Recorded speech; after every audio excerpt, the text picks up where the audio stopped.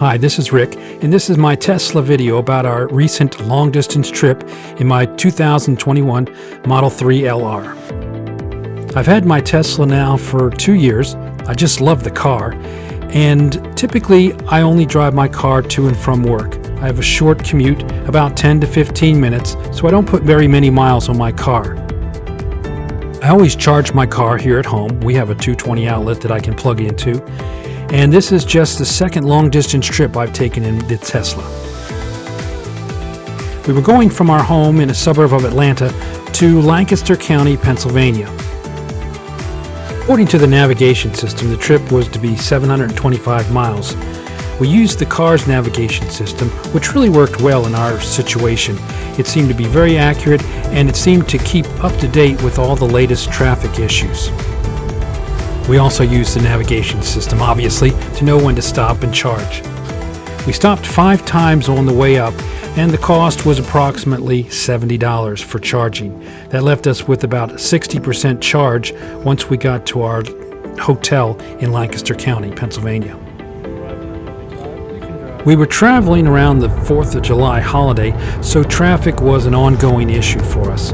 Fortunately, our navigation system in the Tesla took us 3 or 4 times during the trip, took us off the interstate around areas where backed up bumper-to-bumper traffic was. We confirmed this both visually when we occasionally crossed back over the interstate on our detour routes, and also with our Waze app, which we always leave on in the car just so we would know about police presence and other obstacles on the road. Of course, there were other times when we sat in bumper-to-bumper traffic on the interstate that we were not routed around. All in all, I felt the navigation system on the Tesla did a very good job keeping us up on the latest road conditions and detours and whatnot. Our second leg of the trip took us from Lancaster County, Pennsylvania to Harrisonburg, Virginia. This was about a 220-mile drive. We stopped twice to charge at the cost of about $33. I know that seems a little bit high, but the second charge was in Harrisonburg when we got there so that we wouldn't have to charge while we were there until we were ready to leave again. I will say, so far on this trip, we've had no car issues whatsoever. No phantom braking, no issues with charging or with the car itself. Our last leg of the trip was going from Harrisonburg, Virginia to our home in the suburb just outside of Atlanta.